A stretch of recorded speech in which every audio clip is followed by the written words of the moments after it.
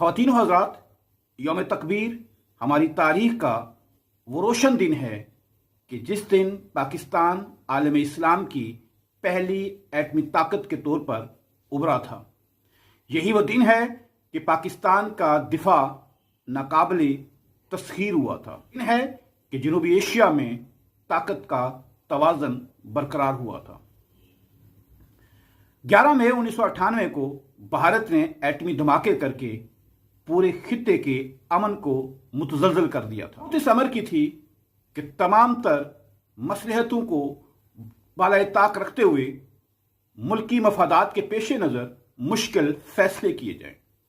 लिहाजा हमारी सियासी, अस्करी और साइंसी क़यादत ने बगैर किसी खौफ ख़तर के 28 मई 1998 को भारतीय धमाकों के जवाब में 5 एटमी धमाके करके पाकिस्तान के दिफा को नाकाबिले तस्खीर बनाया।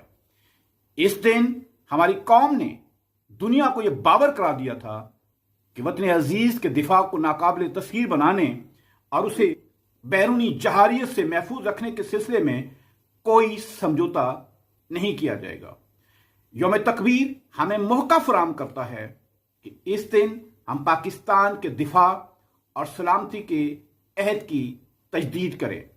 ये दिन इस अहद की तजदीद का भी लम्हा है कि हम मुल्क की सालमियत और तामीर व तरक्की के फैसलों में हमेशा मफादात की बजाय कौमी मफादात को मद्देनजर रखें।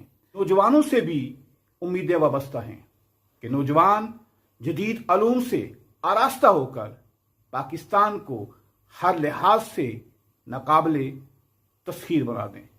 अल्लाह ताला हम सब का हामी व नासिर हो। पाकिस्तान पाइंदाबाद।